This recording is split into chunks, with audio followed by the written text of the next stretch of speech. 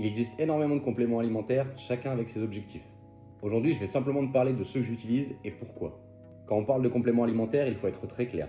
Il n'existe pas un complément alimentaire universel, tout dépend de ton alimentation, de tes besoins et de tes entraînements. Un complément alimentaire, il ne va pas servir à faire des miracles, il va juste servir à soutenir une fonction normale du corps.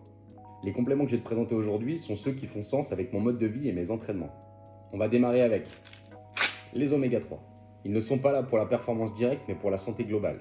Notre alimentation moderne, elle est souvent pauvre en oméga 3 et riche en oméga 6, ce qui peut favoriser un terrain inflammatoire. Ils vont participer à la gestion des inflammations, à la récupération, au bon fonctionnement cellulaire et à la santé cardiovasculaire. C'est pourquoi je les utilise comme base de santé, surtout en étant actif. Ensuite, on va avoir le magnésium. Il est impliqué en plus de 300 réactions enzymatiques et ses besoins augmentent avec le stress, l'entraînement, la transpiration et une fatigue accumulée.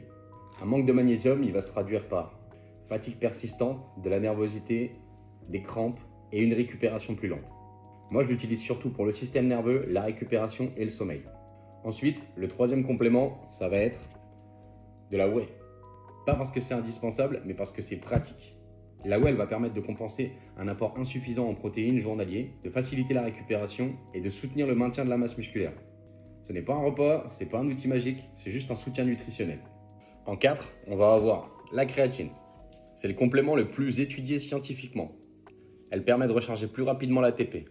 L'ATP, ça va être notre énergie utilisée au cours de nos efforts. Concrètement, elle peut aider à améliorer la force, l'endurance et la récupération. Elle va donc nous permettre de mieux encaisser les séances, augmenter notre volume d'entraînement et améliorer notre force. Donc moi, je l'utilise pour optimiser mes entraînements. Et pour finir avec les compléments, on va avoir le collagène. Pas pour faire du muscle, mais pour soutenir la structure. Articulation, tendons, ligaments. Je l'utilise dans une logique de durabilité pour pouvoir m'entraîner sur le long terme. En conclusion, ces compléments correspondent à mes besoins, mon mode de vie, mon mode d'entraînement. Ils ne sont pas obligatoires, ils ne sont pas universels, mais ils ont du sens pour moi.